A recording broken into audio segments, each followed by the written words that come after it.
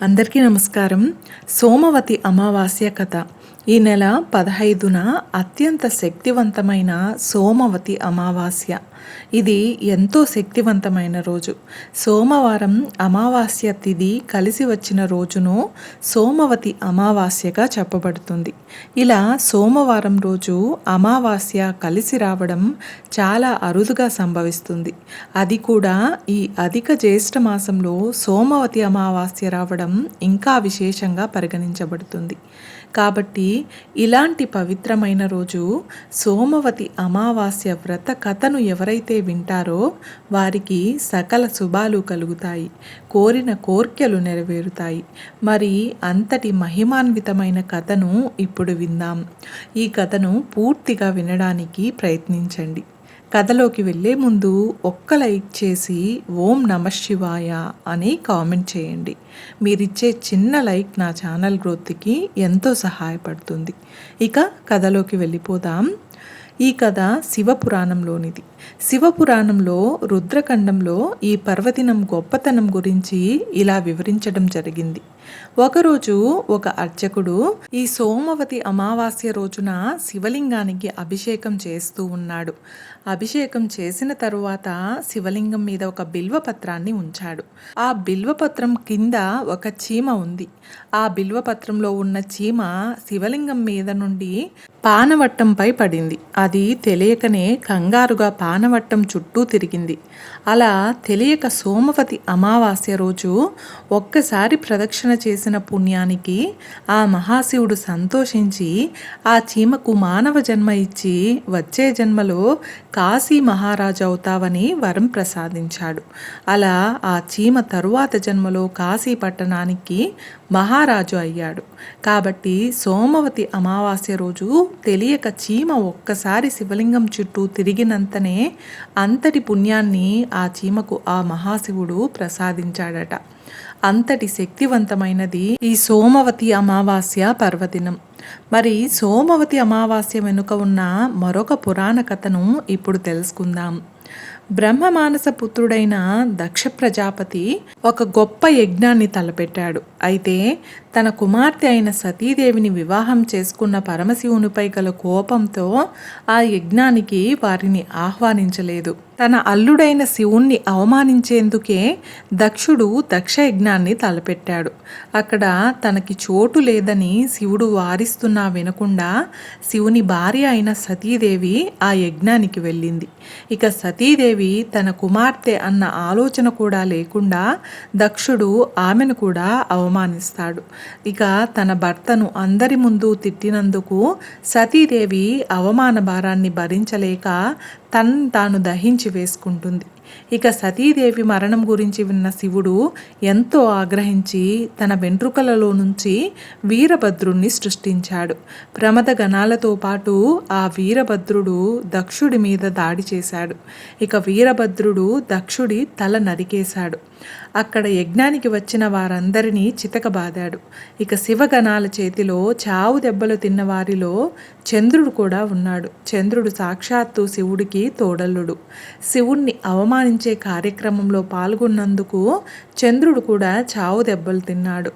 నిలువెల్లా గాయాలతో నిండిన చంద్రుడు వాటి బాధలు తట్టుకోలేక తనకు ఉపశమనం కలిగించమంటూ వెళ్ళి పరమేశ్వరుణ్ణి వేడుకున్నాడు. ఇక చంద్రుని బాధను చూసిన బోలాశంకరుడి మనసు కరిగిపోయింది. దానికి మహాశివుడు చంద్రునితో ఇలా చెప్పాడు: రాబోయే సోమవారం అమావాస్య తిథి కలిసి వచ్చిన రోజు సోమవతి అమావాస్య కాబట్టి ఆ రోజు నాకు అభిషేకం చేస్తే నీకు అన్ని బాధలు పోయి నీవు ఆరోగ్యవంతుడు అవుతావని అభయమిచ్చాడు. ఇక ఆ విధంగా చంద్రుడు సోమవతి అమావాస్య రోజున శివుడికి అభిషేకం చేసి తన బాధల నుండి విముక్తుడయ్యాడట. ఇక అప్పటి నుండి సోమవతి అమావాస్య వాడుకలోకి వచ్చింది. ఇక ఎంతో శక్తివంతమైన సోమవతి అమావాస్య రానుంది కాబట్టి ఇలాంటి పర్వదినం మహాశివరాత్రి కంటే గొప్పది. అంతేకాదు కోటి సూర్యగ్రహణాలకు ఉండే శక్తి ఈ రోజుకు ఉంటుందట.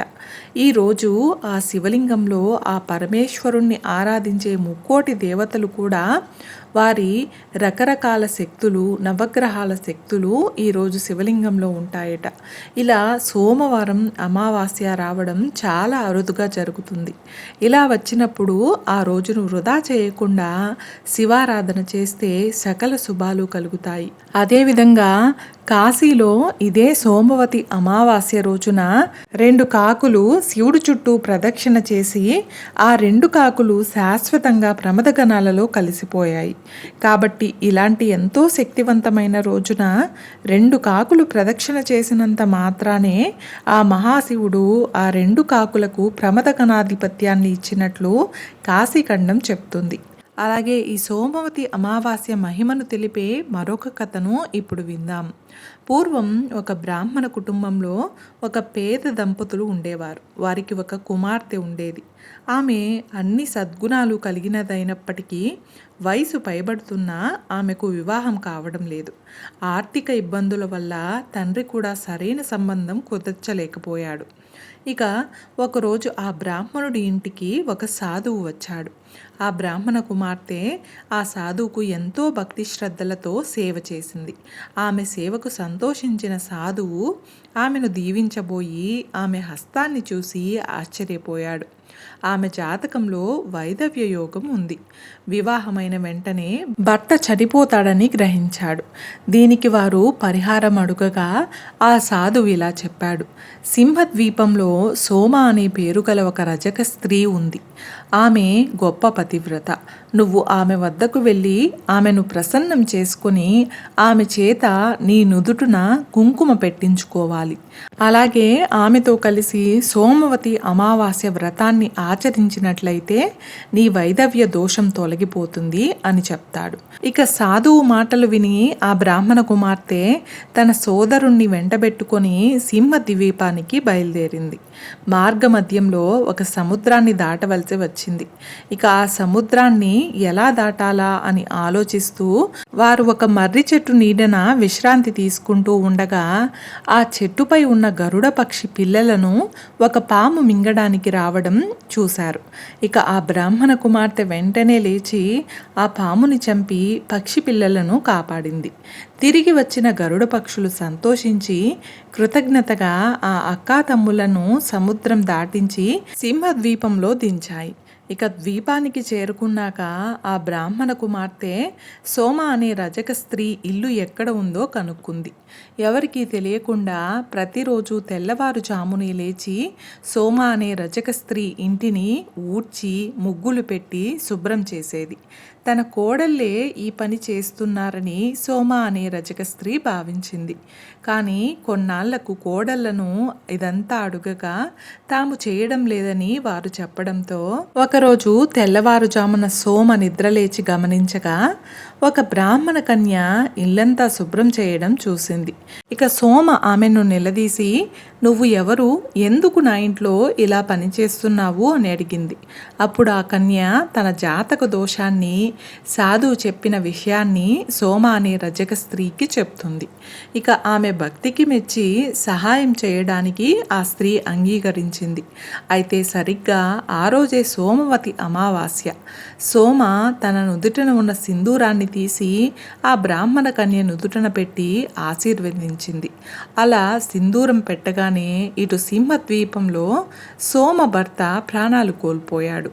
ఇక సోమ ఏమాత్రం అధైర్యపడకుండా ఆ బ్రాహ్మణ కన్యను వెంటబెట్టుకొని నదికి వెళ్ళి పవిత్ర నదీ స్నానం చేసి అక్కడ ఉన్న రావి చెట్టు అశ్వథ వృక్షానికి 108 సార్లు ప్రదక్షిణ చేసి ఉపవాసంతో సోమవతి అమావాస్య వ్రతాన్ని భక్తి శ్రద్ధలతో ఆచరించింది. ఆ వ్రత ప్రభావం వల్ల చనిపోయిన ఆమె భర్త తిరిగి ప్రాణాలతో బతికాడు. అలాగే ఆ బ్రాహ్మణ కన్యకు కూడా వైదవ్య దోషం తొలగిపోయి దీర్ఘ సుమంగళి ప్రాప్తి లభించింది. ఈ సోమవతి అమావాస్య రోజున ఈ కథను విన్నా చదివినా దారిద్ర్యం, అనారోగ్య సమస్యలు తొలగిపోయి అఖండ సౌభాగ్యం లభిస్తుందని భక్తుల నమ్మకం. ఈరోజు ఎవరైనా సరే వీలు కల్పించుకొని ఈశ్వరారాధన గుడిలో లేదా ఇంట్లో చేసుకున్న సకల అభీష్టాలు నెరవేరుతాయి. సోమవతి అమావాస్య రోజున ఉదయం రాహుకాలంలో శివారాధన ఇంట్లో కానీ శివాలయంలో కానీ చేస్తే విశేషమైన ఫలితాలు జరుగుతాయి. ఈ సమయంలో శివారాధన చేయడం అత్యంత విశేషమైనదిగా భావించబడుతుంది. చూశారు కదండి, ఈ సోమవతి అమావాస్య రోజున సోమవతి అమావాస్య వ్రత కథను గురించి తెలుసుకున్నాం కదా. ఈ వీడియో మీకు నచ్చినట్లయితే ఒక్క లైక్ చేసి నా ఛానల్ని సపోర్ట్ చేయండి. అలాగే పక్కనే ఉన్న బెల్ ఐకాన్ క్లిక్ చేసినట్లయితే నా లేటెస్ట్ వీడియోస్ మీ వరకు వస్తాయి. Thanks for watching.